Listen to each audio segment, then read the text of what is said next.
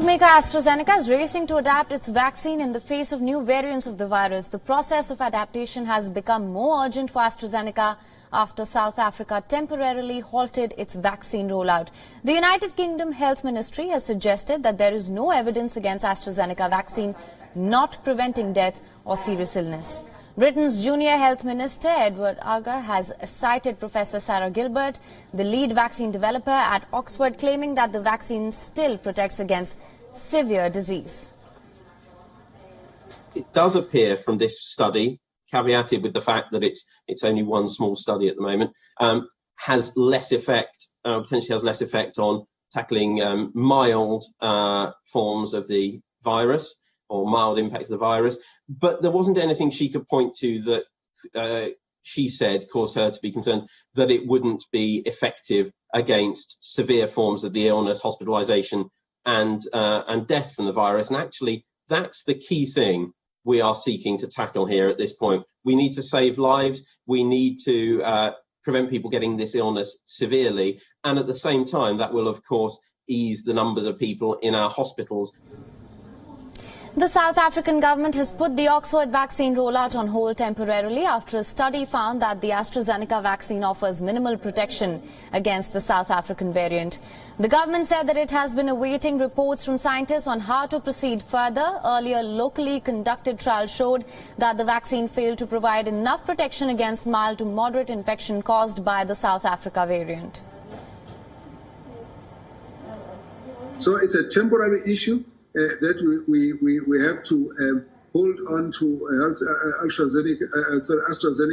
It is temporary until we figure out these issues. What are the next steps supposed to be? When we know those steps, then of course we bring it back.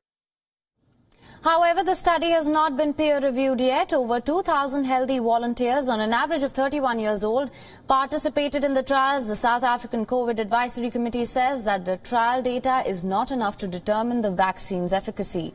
The body is planning to conduct another study involving more participants. The country was set to roll out the shot today.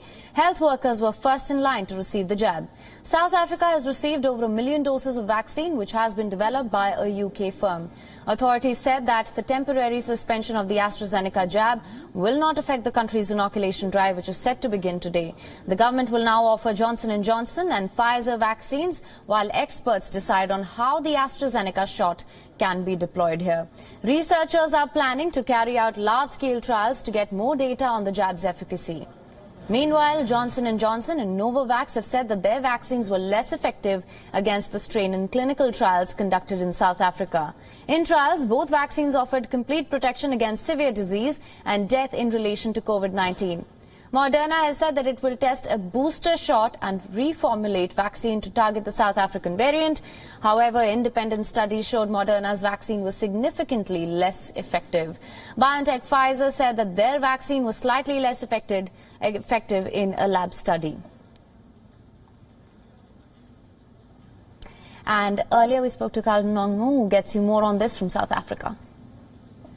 South Africa faces a serious setback as scientists and experts announced that AstraZeneca vaccine is less effective against 501Y.V2 COVID variant first found in South Africa. In a virtual briefing, Health Minister Zweli Mkhize, alongside South Africa's top scientists and experts, announced AstraZeneca vaccine rollout on temporary hold, awaiting clinical efficacy information. Minister added there will be an expedited rollout of the Johnson & Johnson vaccine for health workers in the next 4 weeks. As reported on Saturday, British drug maker AstraZeneca said its vaccine appeared to offer only limited protection against mild diseases caused by the South African variant of COVID-19, based on early data from a trial. This is Calvin Nongmu from Johannesburg, South Africa, for WION World is One.